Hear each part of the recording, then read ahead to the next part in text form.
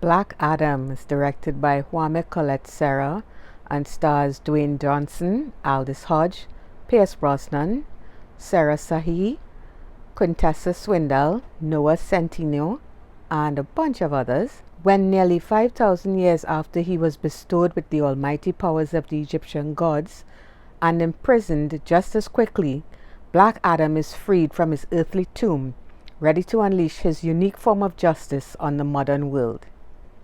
Fresh out of the oven, guys, I just saw Black Adam and I had a blast with this movie. So, DC, we all know DC is a mixed bag, but say what you will.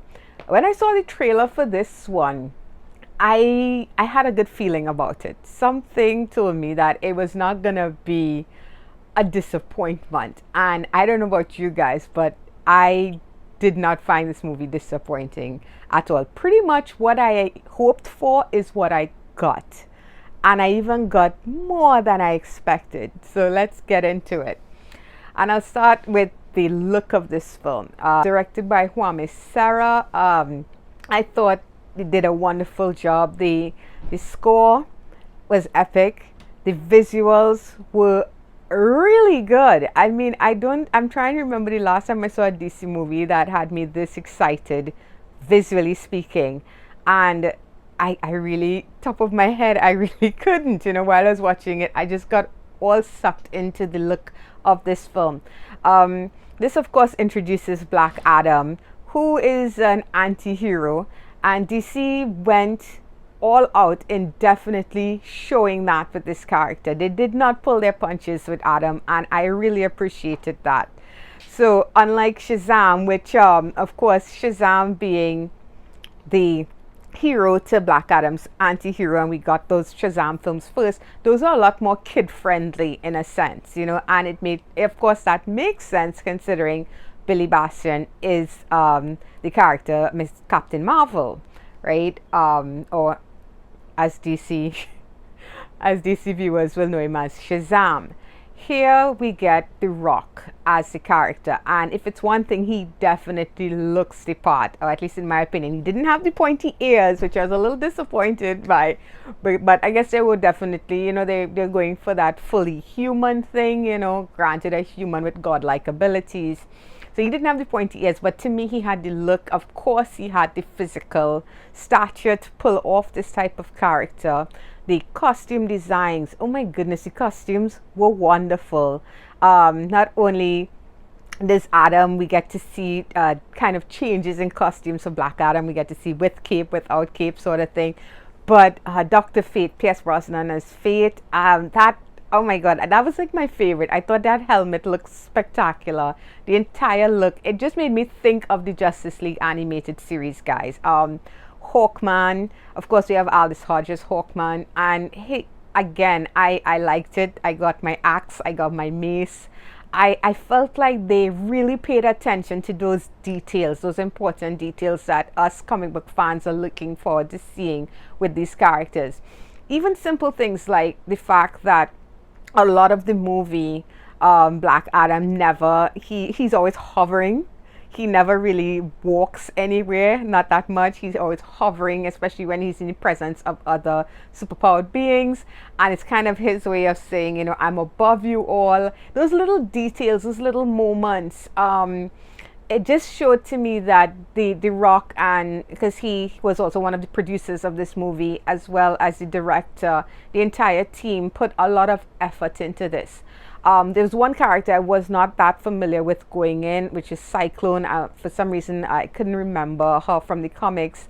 And whether it's, of course, I think what we're seeing is a redesign, but the way they showed the way her powers worked, I thought all of that looked so good, and it was so clean. And I saw this in IMAX. I recommend seeing this on the biggest screen you can, and it all felt as epic as it should have, And the story itself of Black Adam, the way they go into his backstory, they do it in a way that felt very natural. It didn't feel like we were being narrated to, except maybe for the very beginning of the movie, because there are secrets revealed here. Kind of that thing of we feel we know history. We in the present, and every day, I mean, you just have to look up any YouTube channel that covers archaeology and stuff like that, and we learn that the earth is older than we think it is, that people were smarter than we thought they were, and all these different things.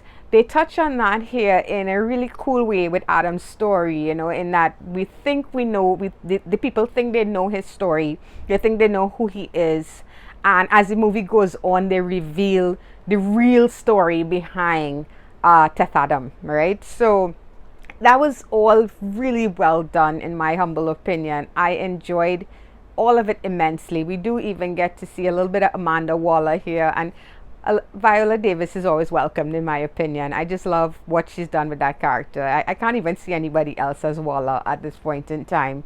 So DC, this is DC's way of connecting their universe without actually bringing in, everybody the way Marvel does it, and that's fine. It doesn't have to be the exact same way, and I think this is finally learning that lesson, that these films can stand on their own if they're well done. That's all we ask for. That's all fans want.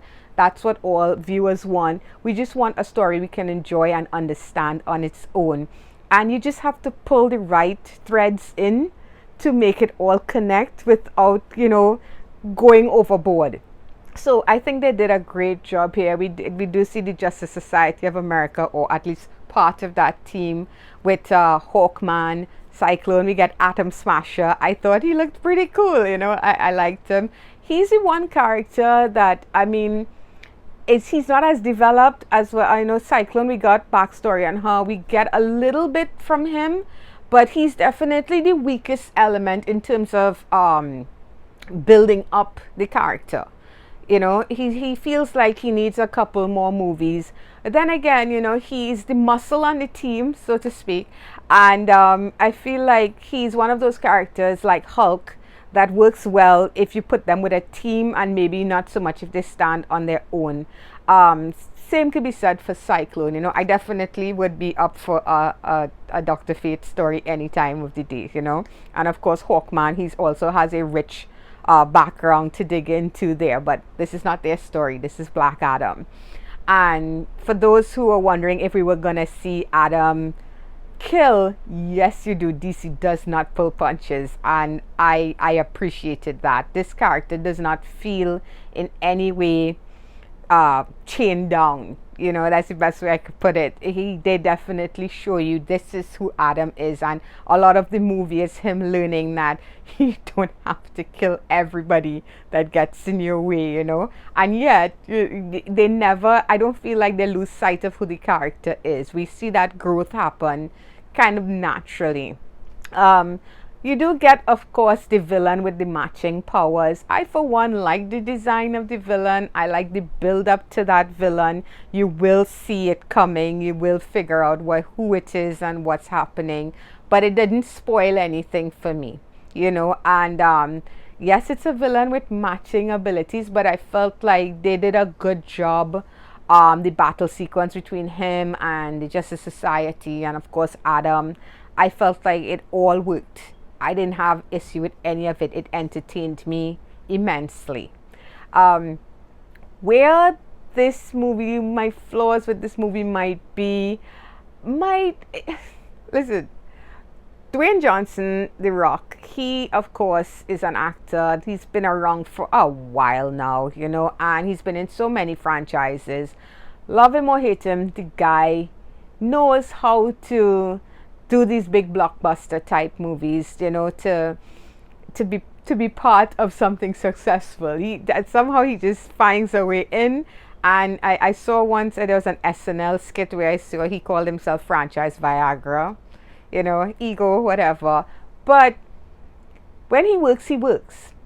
I do feel like he works as Black Adam. However, acting wise, I wanted a bit more from him. He definitely, at one point, I went to see this with my brother and my best friend, and my brother leaned over at one point and he said, this guy only has like 3 expressions. It definitely feels that way. I know he's going for a character that's very stoic, and very serious and that sort of thing. But this is also, if you now, of course, most people may not be familiar with the character in the comics. Viewers going in to see this, they just want to enjoy a DC movie. Still, this is a character, the story is right there in front of you, who's been through a lot. He's lost a lot. He's suffered a lot. He has a lot of rage, but he also has a lot of pain. And they talk about it, but they don't show it. And I feel like The Rock, Dwayne Johnson, whatever you want to call him, while he definitely looks the part, and while by the very end of the movie, we do see more of a nuance to him. You see this character who seems to be embracing what he is and stuff like that. I wanted to see a bit more in the facial expressions. I don't know how else to put that. He was a bit Terminator-like here. His scenes, especially with the young boy, I'm sorry, I can't remember his name.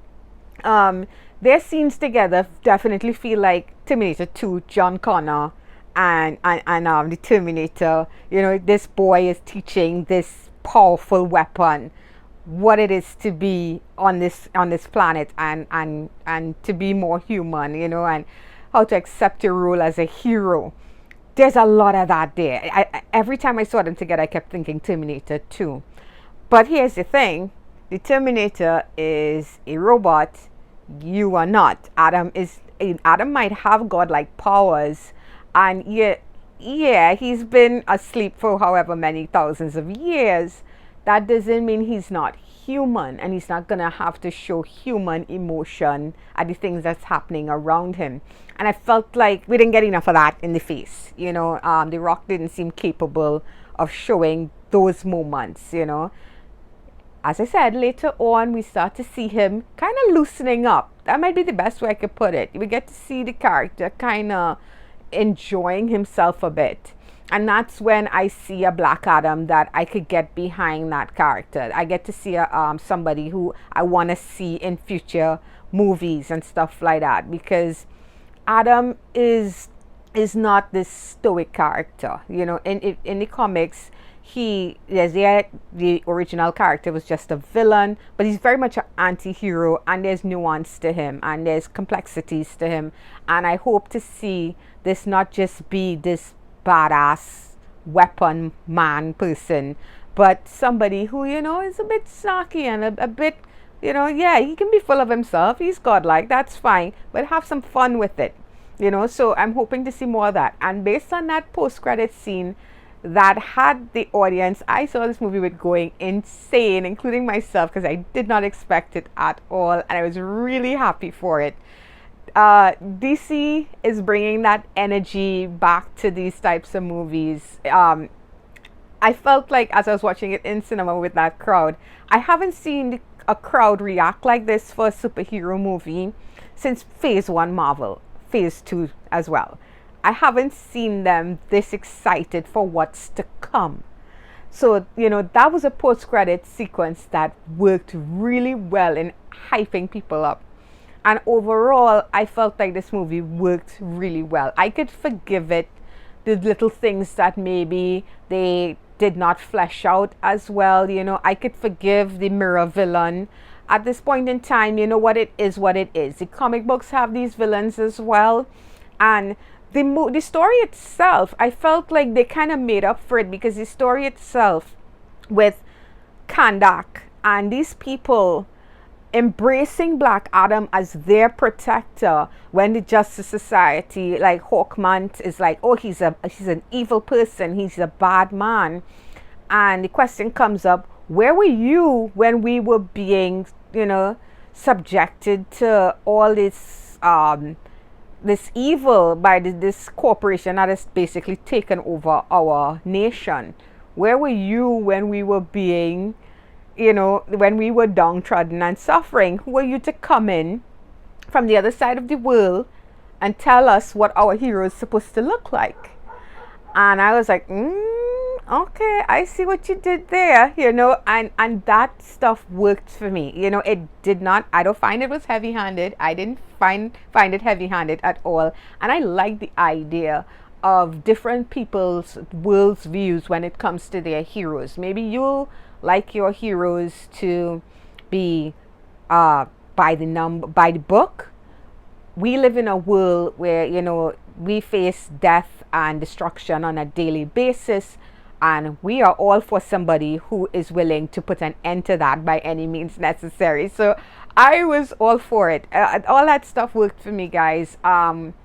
It's not a perfect movie. It's really hard to make a perfect superhero movie. I think the closest they've ever come was Winter Soldier. I just absolutely love that movie. But yeah, this was a win for me. I felt like this was a DC in fine form. It was Wonder Woman level, you know, or maybe I would even like Wonder Woman and then Aquaman, and then I would put Black Adam somewhere right in between, above. Either way, no matter how you cut it, this was pretty fantastic. I can't wait to see Shazam go up against this man. I really can't. I can't wait to see certain person go up against him.